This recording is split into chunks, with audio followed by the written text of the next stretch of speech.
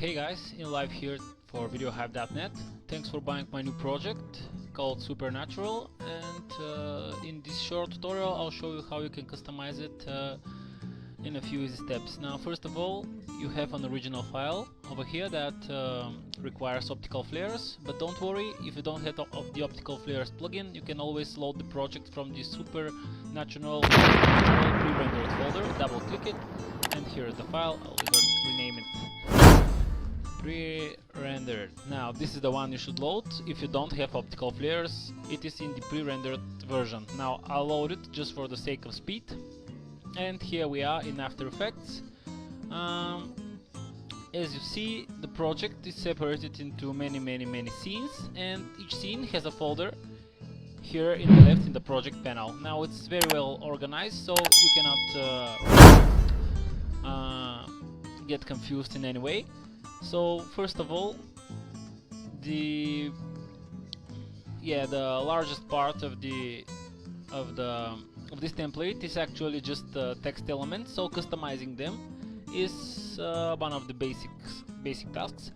So first of all, you want to customize the text in scene 1. What you should do is find scene 1 folder, click it once to expand, and look for a composition named simply text. Here it is. Now this text comp appears throughout all of the other scenes in the other folders, so the example I'm showing here could be applied to all the other scenes too.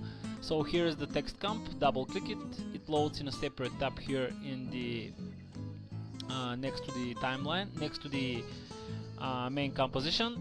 It has a small animation on it, but don't you worry, just double click it, it becomes editable, and use your keyboard to write the title you want, your title. As you know, here on the left you can, in the character panel, you can change the font, you can change the size, the keyring, and all the stuff you would do in any other text editing software.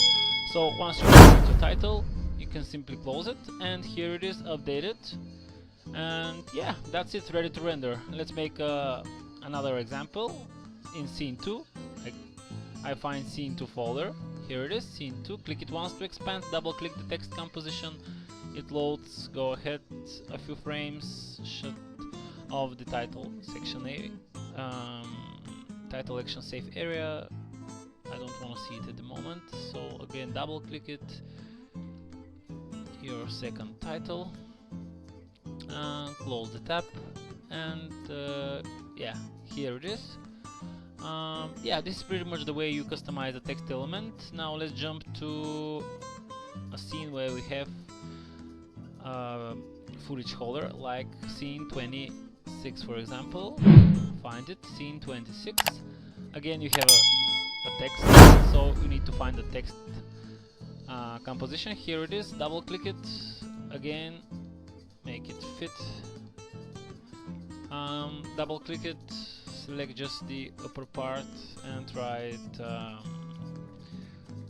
footage 1, and select the lower part, all of it, and type footage 1 subtitle. Once you're ready with it, close the tab again, and yeah, here it is. Now is the time to import the footage. It will replace that green solid I've placed here just for the example. So in the scenes where you have footage, you're looking for a composition named simply footage. It appears in scene 27, here it is, 28, here it is, and 29. So we are looking at scene 26. So here we are, scene 26, the footage composition, double click it.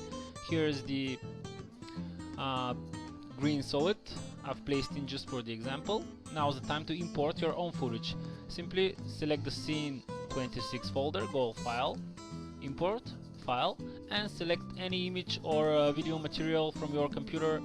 I'll choose an MOV file of some boxers, I guess, and drag it on top of the green solid. You can even delete that one because you won't be needing it anymore. Now as you see, the the footage, my footage is larger than the area I have specified in the project, or it can be smaller. The way to kinda cheat this and solve it is simply go right click, transform, and fit to comp. This will make the footage fit in the composition that I've set up for you. Once this is done, close it, and you see your footage is all updated and ready to render. Let's make another example with scene 27. Again, scene 27, double click the text, double click the footage. First the text, as we said, scene 7, and small text for scene 7.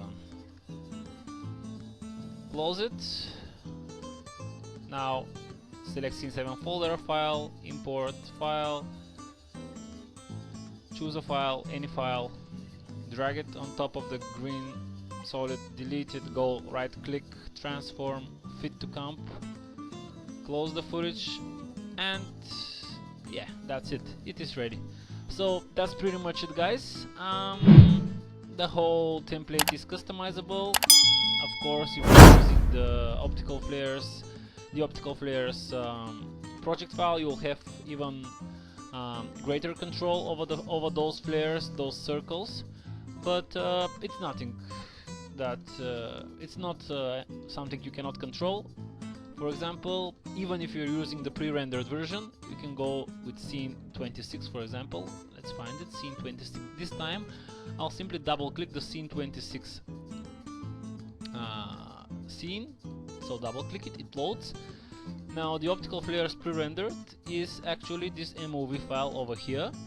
So what I can do with it is either go with an effect color correction, say curves or hue and saturation, and drag the master hue slide. This will pre-calculate new colors, and if you're satisfied with the results you get, you can stick with those, or you can go like colorize and make all the flares the same color, and yeah, simply drag the colorize in hue slider to get different values.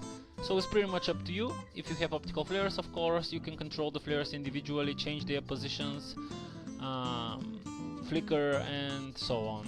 So yeah, this is pretty much it. Thanks again, guys. Feel free to drop me an email if you have any further questions. I'll be more than glad to help you. And stay tuned for more great projects. Bye.